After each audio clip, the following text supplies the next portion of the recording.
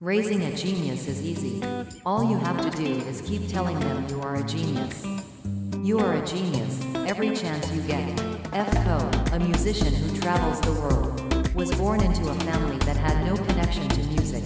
When F. Ko was not even a year old, her father saw her moving her body and waving her hands to the music of radio calisthenics, and thought, this girl might have musical talent.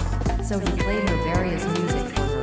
At first, people around her thought it was children's music, so it was children's songs. But her father only bought classical music and movie music that adults listened to. When F. Ko was born, her father was running a small business, but he was never profitable. He probably wasn't a man of business acumen. However, when F. Ko turned 3, her father thought about buying her a cheap toy musical instrument. But after looking at various instruments, he thought, after all, the piano is the one for F. Ko. From then on, her father worked hard, hoping to buy F. Ko a piano. With this thought in his mind, his wish seemed to be granted, because just before F. Ko turned 4, her father bought a piano. This was the first instrument F. Ko encountered.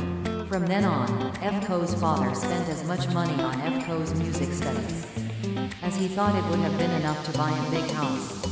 But he didn't take out unreasonable debts. Steadily, little by little, her father's business grew in success. Perhaps it was his desire to get the money F. Ko needed that gave her strength. F. Ko grew up, her talent was recognized, and she began to work all over the world.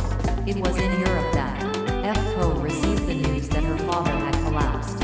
On the other end of the phone, her mother was crying. When will you come home? Dad, you might not last many more days. 1 week, to F. Ko, that 1 week felt so long that it felt like months or years.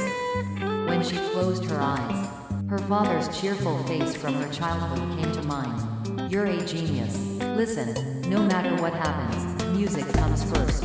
Then, unable to contain herself, don't die, Dad, I'll be right there. Fuko muttered, it's okay, Dad, I'll be waiting for you. Then, somewhere, her father's voice whispered.